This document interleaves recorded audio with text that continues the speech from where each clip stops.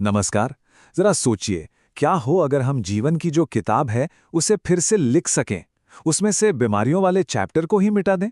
आज हम एक ऐसी ही रेवोल्यूशनरी टेक्नोलॉजी की पड़ताल करने जा रहे हैं जो वैज्ञानिकों को जीवन के सबसे मूल कोड यानी डीएनए को बदलने की ताकत देती है। तो चलिए जीन एडिटिंग की इस हैरत अंगेज दुनिया में चलते हैं।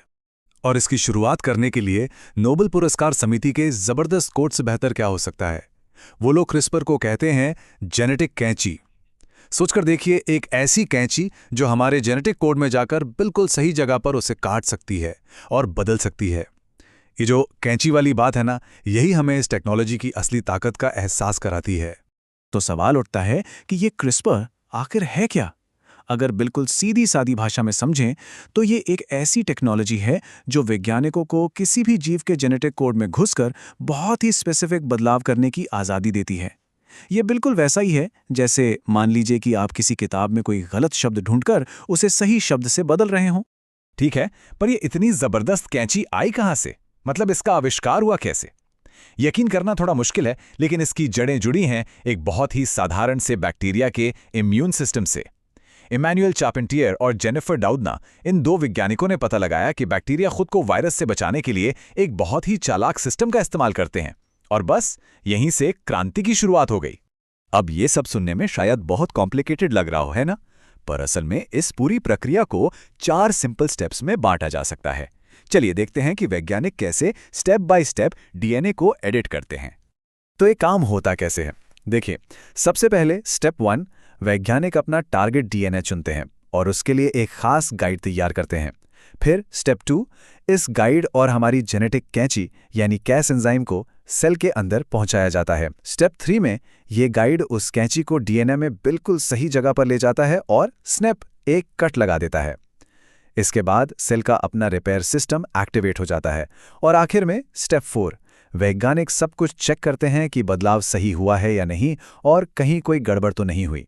ये देखिए, जो स्क्रीन पर दिख रहा है उससे ये और साफ हो जाएगा। ये जो नीले रंग की पट्टी है ना, ये वही गाइड है।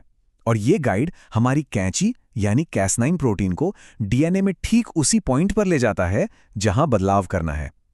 ये जो लेजर जैसी एक्यूरेसी है ना, यही चीज क्रिस्पर को इतना रेवोल्यूशनरी बनाती है। पर यह टेक्नोलॉजी सिर्फ लैब की थ्योरी बनकर नहीं रह गई है। नहीं, इसका असर अब असल दुनिया में दिखने लगा है। लोगों की जिंदगियां बचाने में इसका इस्तेमाल हो रहा है। तो चलिए अब देखते हैं कि ये थ्योरी से थेरेपी तक का सफर कैसे तय कर रही है। एक पल के लिए सोचिए, किसी की जिंदगी कैसी होगी जो सिर्फ लगातार ब्लड ट्रांसफ्यूजन्स और दर्दनाक इलाज के सहारे चल रही हो। ये किसी फिल्म की कहानी नहीं, बल्कि कुछ जेनेटिक बीमारियों से जूझ रहे मरीजों के लिए यही रोज की हकीकत है। ऐसी ही एक बीमारी है ट्रांसफ्यूजन डिपेंडेंट बीटा थैलेसीमिया, जिसे शॉर्ट में टीडीटी कहते हैं। ये एक बहुत ही गंभीर जेनेटिक बीमारी है जिसमें मरीज का शरीर जरूरत के हिसाब से हेल्दी रेड ब्लड सेल्स बना ही नहीं पाता, और इसका नतीजा मरीजों की जिंदगी काफी मुश्किल और अक्सर काफी छोटी हो जाती है। लेकिन अब क्रिस्पर की वजह से एक उम्मीद जगी है, एक नई उम्मीद। जरा सोचिए, सिर्फ एक बार का ट्रीटमेंट, वन टाइम ट्रीटमेंट, जो इस बीमारी को जड़ से खत्म कर सकता है। और सुनिए, ये अब सिर्फ कोई सपना नहीं है, ये हकीकत बन चुका है। अमेरिका की एफडीए ने सीएसगेवी नाम की एक दवा को मंजूरी दे दी है। और ये दवा क्या है? ये टीटीटी के लिए दुनिया की पहली क्रिस्पर बेस्ड जीन थेरेपी है। ये मेडिकल साइंस के इतिहास में एक बहुत बड़ा मील का पत्थर है। इस बीमारी का बोझ सिर्फ जिस्मानी नहीं है, बल्कि फाइनेंशियल बोझ भी बहुत बहुत ज्यादा है। अमेरिका में एक टीटीटी मरीज के पूरी जिंदगी के इलाज का खर्च पता है कितना? करीब 5 से 5.5 मिलियन डॉलर्स। ये इतनी बड़ी रकम है कि कई लोग अपनी पूरी जिंदगी में भी इतना नहीं कमा पाते, और इसीलिए एक परमानेंट इलाज इतना ज्यादा मायने रखता है। लेकिन देखिए, जब भी कोई टेक्नोलॉजी इतनी पावरफुल होती है तो वो अपने साथ बड़े और मुश्किल सवाल भी लेकर आती है। तो चलिए अब उन कुछ एथिकल, लीगल और रेगुलेटरी बहसों पर नजर डालते हैं जिन्हें क्रिस्पर ने जन्म दिया है। सबसे पहले तो ये समझना जरूरी है कि जीन एडिटिंग मोटे तौर पर 2 तरह की होती है। पहली है सोमैटिक एडिटिंग। इसमें सिर्फ मरीज के शरीर के कुछ खास सेल्स को ठीक किया जाता है, मतलब ये बदलाव अगली पीढ़ी में नहीं जाते। लेकिन दूसरी और ज्यादा कंट्रोवर्शियल है जर्म लाइन एडिटिंग। ये बदलाव भ्रूण यानी एम्ब्रियो के लेवल पर ही कर दिए जाते हैं, और ये बदलाव ये हमेशा के लिए इंसानी नस्ल का हिस्सा बन जाते हैं।